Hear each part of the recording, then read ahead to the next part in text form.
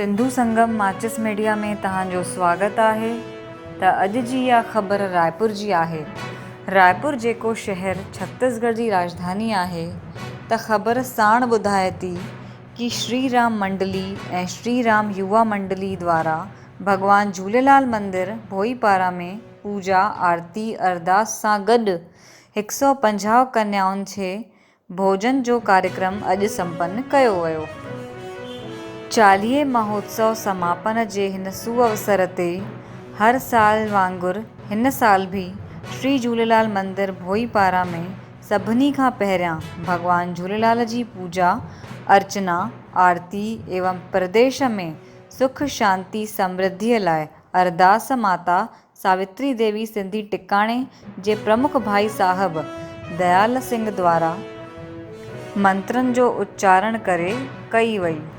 तंहिंखां पोइ सत्संग हाल में 150 न्याणियुनि खे संस्था जे सेवादारनि चरण प्रचारण माना कन्याउनि जा पेर धुआरे उन्हनि खे भोजन करायो ऐं भेट स्वरूप समितीअ जे सेवादारनि ऐं पदाधिकारियुनि कन्याउनि खे न्याणियुनि खे बिस्कुट फल fruit lace ice cream James compass box रुमाल ऐं नगदी राशि भेंट कई ऐं सभिनी न्याणियुनि खां आशीर्वाद वरितऊं।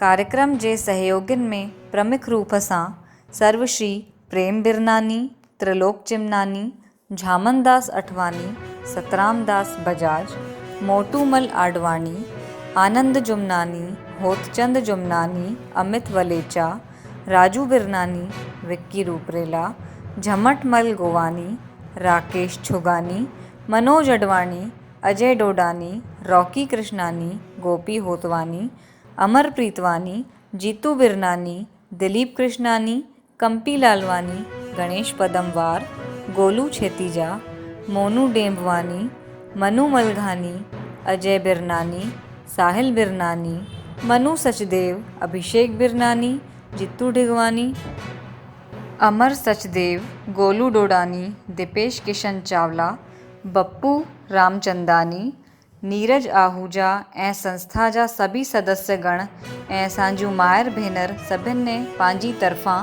अची सेवा प्रदान कई। त रायपुर जी हीअ ख़बर फ़िलहाल हेसि ताईं। वरी मिलूं था नई ख़बर सां गॾु। तेसि ताईं हिन ख़बर खे लाइक कयो, शेयर कयो ऐं असांजे चैनल खे सब्सक्राइब कयो। जय झूलेलाल।